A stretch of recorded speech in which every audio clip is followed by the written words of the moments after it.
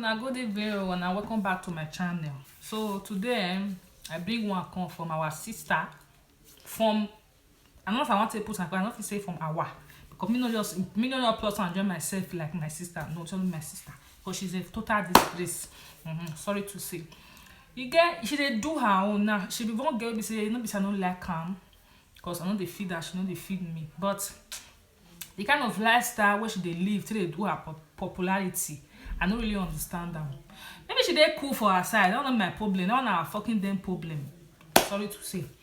But my problem with her be saying sometimes they where she dey talk, where she dey think, me no know. She dey do am. She dey even get one. She be for the ending. She can't talk better word because for the beginning she not gonna talk any kind of word again. The kind of word she can't talk. She don't know say the talk what she dey talk. She dey refer to herself. Now me won't come answer her for my channel. My channel never grow. Cause me know say this YouTube day, this YouTube now worldwide international. They rotate as in it. I know say one day, forget say you say you do my video, you may not get to you. Person where they watch your video, just see your video, go give person where you know. That's why they be. Me when you this they do me, I don't talk to anybody there. I know after my video to you that say, maybe you know they don't want to say all that thing for another day. But I think say she get one maybe. I feel say advice or insult. I don't know what I want to call her. What she get. First of all, I want really talk to her. Number one. There's something very disturbing I discovered about Nigerian youth of today. Okay. If they want to investigate, they want to do FBI work to find out who this actress is sleeping with, or he say if they want to investigate to find out, as if they won't do FBI work. I won't come see answer and say Nigeria and they be the really FBI. Now that place, now FBI for start. If they want to find out who this actress they sleep with, who they friend, and that means she dey among, she they sleep with people's husband, or she they get blessed for people's husband. Because before she will feel bring this kind of word, that means she they do am. Who buy mansion for this other actress? You they work for Nollywood. Person where they bring the film can't give you, where they produce on the direct time, you never buy mansion. You where they bring come make come act for them so they will feel pay you. You can't buy mansion. They need to find who buy mansion for you. In 2 hours, Nigerian youth they will investigate. Now here I know your life for a video. You say in 2 hours Nigerian youth will investigate. You need to give Nigerian youth 30 minutes. The way we smart, the way Nigerian smart reach. 2 hours is too long. 30 minutes they will bring the full details about you come outside. Just the way they bring the full details about her background and everything. They will bring out that information. If they want to investigate, okay, who is friendly who snatched who husband, who carried belly for who? If they want to investigate who friendly who snatch person, like cause now that one just be her basic thing where she they do. I don't know you, I don't know you, I don't know how life they be. Maybe we fit jam one day, but if you want to talk to something, you want to address person, you know they insult person. Go where they go, woman and woman answer. Let me count they play and they pause them. They really they talk for inside. So make sure don't say they can't vomit where she vomit. One day she fit still go lick am. Nigerian youth, they will investigate. 2 seconds everywhere, boss. Bang bang. 2 seconds everywhere, boss. For cause waiting, we as in everywhere soft or we they too soft. But even if we don't get money, but we get that intelligence. Then make her they figure this one a devilish art come outside. Then make her no misunderstand me. We they brilliant. You say we know we go to country. She go say we never find our future employers. That one still there. We need to find our future employer because now be our future employer. Now how they make money. But they cannot investigate the thing that will move their future forward. Okay. You say Nigerian youth cannot investigate the thing that will move their future forward. She herself she dey talk her now. Yeah? If they say for this and say she just stand, they come ask her now say, when you did this Nigerian youth say you say Nigerian, I say she no be Nigerian youth. She tell more people where they destroy that Nigerian who dey now because of her art where she dey act. Who is the Minister of Work and Housing? Nigerian youth don't know. Okay. Who is it? More let me ask this girl where they talk. So who is the Minister of Work and Housing according to her question? May she answer now. Who is responsible for giving us steady power, electricity? Nigerian youth they do not know. You don't. Who is responsible for giving us steady power? Nigerian youth they don't know. You don't ask Nigerian youth. See they don't fit tell you who is responsible of giving you light and power. Nigerian youth even as they know say that they do all this kind of thing. They brilliant. They fucking brilliant past the way we say she did all these are sneaky things. They smoke dey quench am with Bible wey be say God never deal with am. Karma never come catch am up. Na make am still get mouth to dey talk like this. Okay, your bad roads that accident is killing all of you every day, one by one. Now that one me want talk. You say your bad road where accidents they kill all of you one by one. As they kill all of you one by one, you go see get to you. The bad thing also you did that Nigeria, the bad road. Now you see they drive the pass. You know they pass forget say maybe they take flights, but you they drive motor, you see they pass that bad road. As they kill all of them one by one, you go see the short turn, so you go see they kill you. Who is in charge of ensuring that we have good roads in Nigeria? You don't know. You students, your future ambition, have you researched your future employers? You know the research that one. As in day like this now, if you say me you ask them and say who be your future employer, because as obviously I don't think say she even get one. Even let me can she say she know she not know who be her future employer. Let me can she say other people no know say they get future employers. If you know one person talk your matter for social media, no bring am on social media. Now waiting me they talk every time. If you no want make person talk your matter for social media, no post your own for social media. When the truth about Davido and Chioma they come outside, he said Chioma not the person where they like internet like that. You know they like all the social media. And he say Chioma say he won't close down in Instagram. Then making your follower for there. Chioma say he will follow. And when they talk, I understand. That one I get where it gets sense.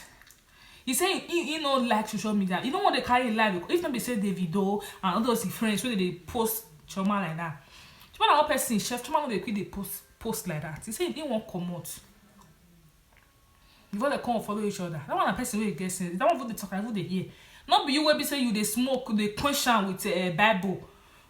You naked, you show the whole body where God creates you with, you show the whole world. Constantly they come out and they say the bad way they kill now one by one as if you no be youth.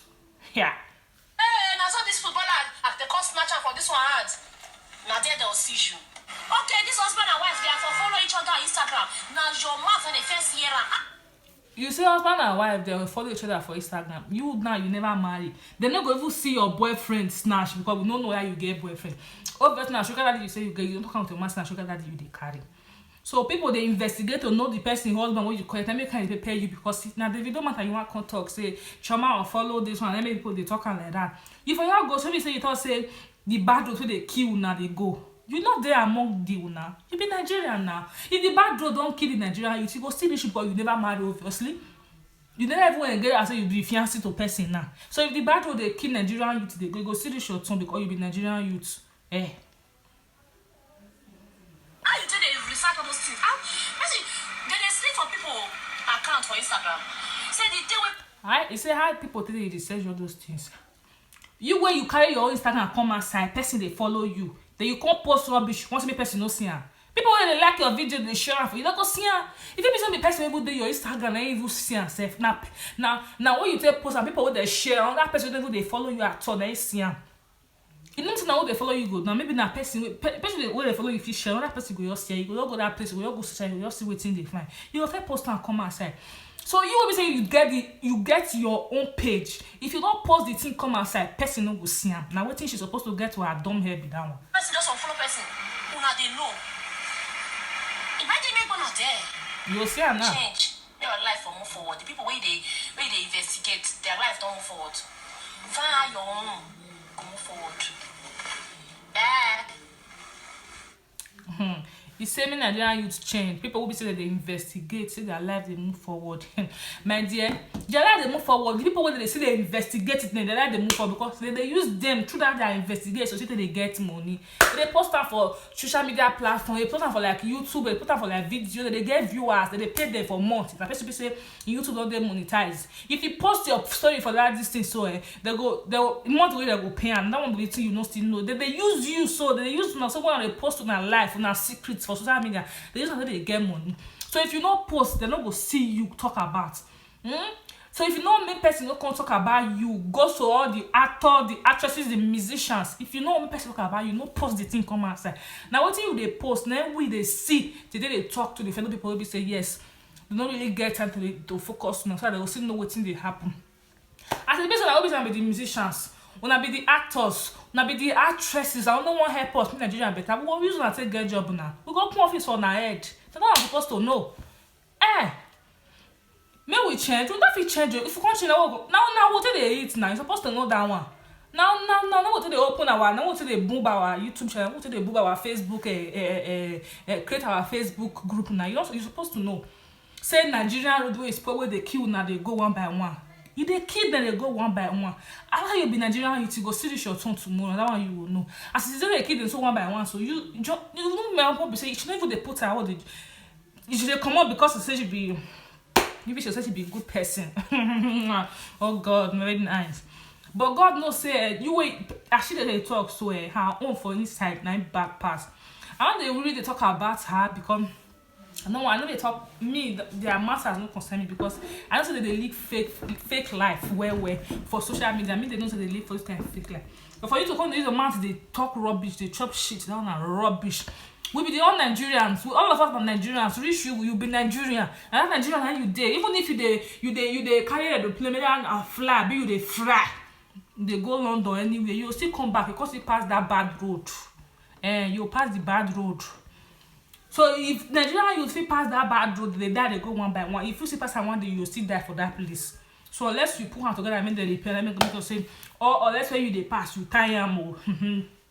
You tell them to be good road, but if you don't tell them to be good road, then that bad road you see they pass. Had the way to say they kill them, they go so Nigeria will still kill you. Only for you to minus yourself. Come on.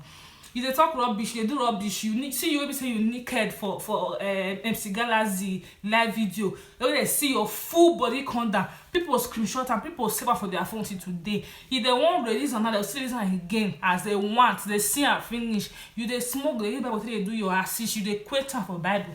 God never deal with you for that one. God never do live video. Say what you do, may use as scatter you. For those say they use Bible, they do ashes, they quench your cigar for that place. God never talk to you. Then you can't use your mouth, they dig rubbish. Or people always say they talk waiting they see. And what did they see they talk? If they don't see, if they don't follow themselves, they for no see. They sleep for that. As they sleep for day, they see people won't follow themselves. They see them, they talk. They don't imagine the story. They don't create and without to know happen. They say they don't follow themselves for this time. They see now before they can go re-follow themselves again. People say they tell me they talk. So what they say me they go fancy because they don't already get what they do. They use them now. What are they post on life? So they won't maybe say people they never see me they see them. They help you now. So now share them. They won't help you now. Distribute them to the world. Rubbish. And you know how to talk as you want to insult Nigerian, you say there's some people better as you. You said people where you talk about they better. My dear, rest of that one. You wear gold earring, go your eye where you get for that. Something like eye, not be gold eye, now eye where God give us. If you like you wear gold for your body, if you die tomorrow, you they go sand. If I die, they go sand. All of us now 6 feet they go. They don't go dig 12 feet for you. So when you talk rubbish about your fellow youth, say the bad way they kill them, they go. You go still kill you. Nonsense. I beg you, first of all, never subscribe to this my YouTube channel. I beg subscribe. Turn on your bell notification. So every time I post videos, see this kind one. So let me talk nonsense for my channel because of this. Can't go like give me strike for my YouTube channel. So because you never subscribe, I beg subscribe. Turn on your bell notification. So anytime we say this kind of person post this kind of thing, and they bring her for number and they see. I love you guys. I will see you guys in my next channel. Or you will see me guys in my next channel. But for now, I'm out. I love you guys. Bye. There's something very disturbing I discovered about Nigerian youth of today. If they want to investigate, they want to do FBI work to find out who this actress is sleeping with or who buy mansion for this other actress, in 2 hours, Nigerian youth, they will investigate, they will bring out that information. If they want to investigate, okay, who is friending who smash who husband, who carry belly for who, Nigerian youth, they will investigate. 2 seconds everywhere, boss. But they cannot investigate the thing that will move their future forward. Okay, who is the Minister of Work and Housing? Nigerian youth don't know. Who is in charge of or who is responsible for giving us steady power, electricity? Nigerian youth, they do not know.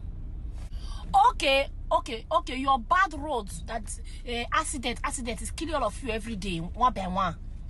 Who is in charge of ensuring that we have good roads in Nigeria? You don't know. You students, your future ambition, have you researched your future employers? Oh, you know the research that one. Hey, now so this footballer, they call snatcher from this one hand. Now there they'll see you. Okay, this husband and wife, they are for follow each other on Instagram. Now your mouth and the first year, how you do they research all those things? Basically, they sleep for people account for Instagram. Say the day where person just unfollow person, una they know. Imagine make one there. Change. Make your life for move forward. The people where they investigate, their life don't move forward. Find out your own. Go move forward. Bye.